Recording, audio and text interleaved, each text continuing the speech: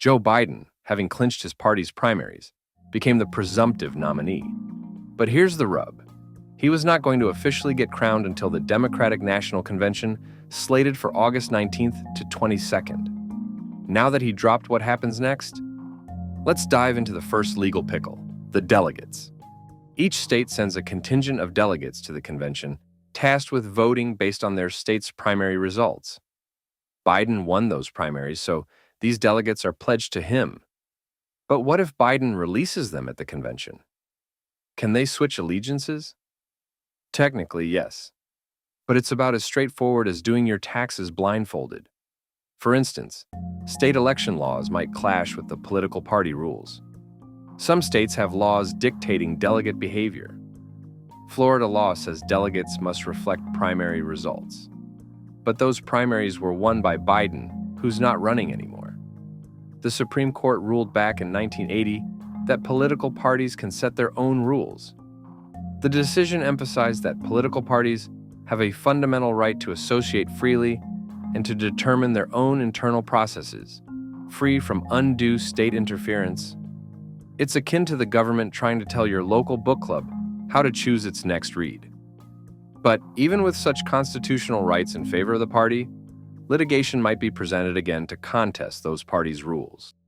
If Kamala Harris ends up with the nomination, some might argue it's a reasonable reflection of the primaries given she was on the ticket as vice president. But then there's Dean Phillips, who came in a distant second, potentially arguing a vote for him is a better reflection of the primaries, and he should be next in line. The problem? There's no rule mandating such a succession. What the Democratic National Committee rule says? Rule 13 of the Democratic Party says delegates should, in all good conscience, reflect the sentiments of those who elected them. This rule is adding the element of in good conscience. What does that mean? Who knows?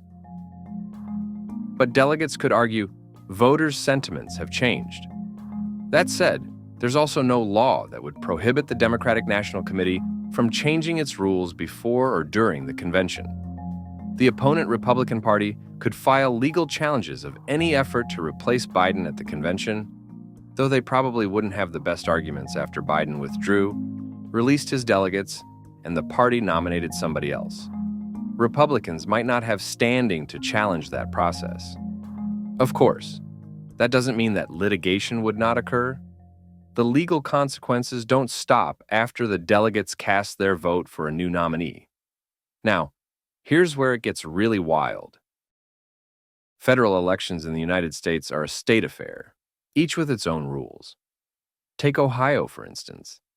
They need names submitted by August 7th, a full 2 weeks before the convention even kicks off.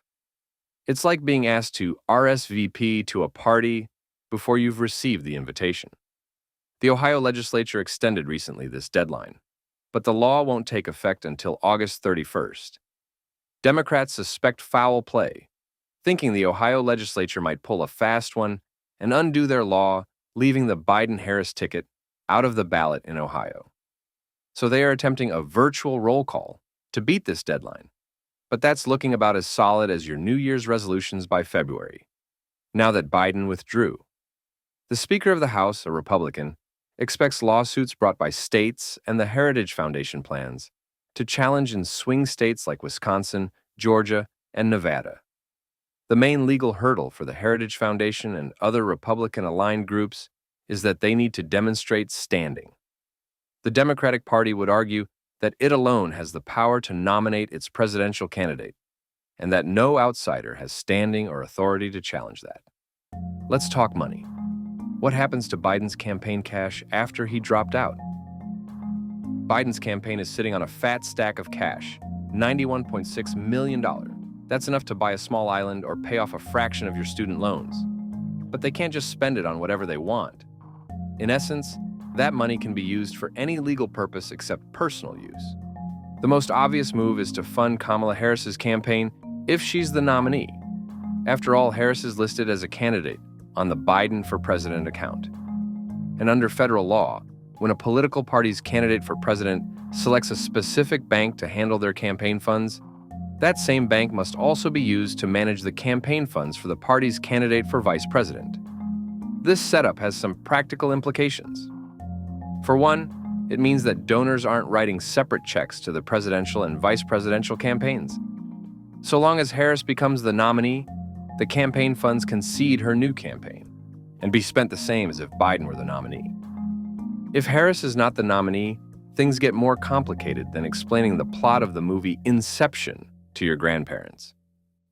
Biden has the authority to direct his campaign treasurer on what to do with the remnant funds, whether that is a transfer in full to the Democratic National Committee or to a super PAC, which is an independent political committee not associated with a political party or nominee, or transfer money to other Democratic campaigns subject to contribution limits. In 2024, candidate committees can contribute up to $2,000 per election to another candidate committee. In that case, the certain remaining balance can be then transferred to the Democratic National Committee, or a super PAC. Other potential actions may include refunding the money to donors or donating it to charitable organizations. Let's explore in more detail. The Biden campaign might have to refund donors, particularly if those contributions were designated by their donors as exclusively for the general election, and the remnant can then be used to spread the wealth to other Democratic campaigns. The Biden-Harris campaign could transfer that $91 million to a federal super PAC, which could then spend this on advertising on the new ticket. But it wouldn't be able to be used directly by the new candidate itself, and the campaign won't be able to coordinate how the federal super PAC spends that money. In terms of transferring that remnant to the Democratic National Committee, the case of Michael Bloomberg might be pertinent. He briefly ran for president in 2020. His campaign was mostly self-funded.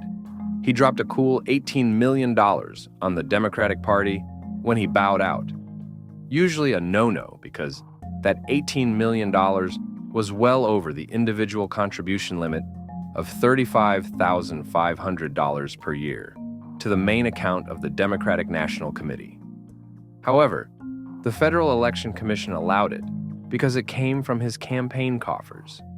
If Harris isn't the nominee, the money could be refunded to donors, which is a logistical nightmare, since 95% of donations were under $200.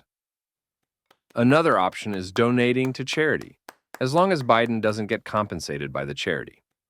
Donations to charity do not constitute personal use of campaign funds unless the candidate receives compensation from the charitable organization before the organization has expended the entire amount donated.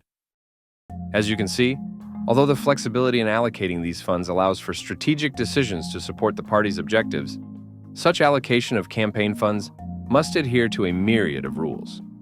This is American politics in all its glory, a complex, often baffling spectacle, more unpredictable than your Tinder matches. But then again, that's the price of democracy in these United States of America. And now, you know it. If you like this video, it would be a great help to us if you hit that subscribe button now and join our community. It's free. By subscribing, you'll help us create and share even more powerful stories that will brighten our day and broaden our perspectives. Your simple action can make a big difference to our mission. Thank you for being a part of this journey. Also, we recommend you to watch another of our videos in which we tackle another captivating story. Bright Talk style. One revelation at a time. The links are here on the screen and in the description below.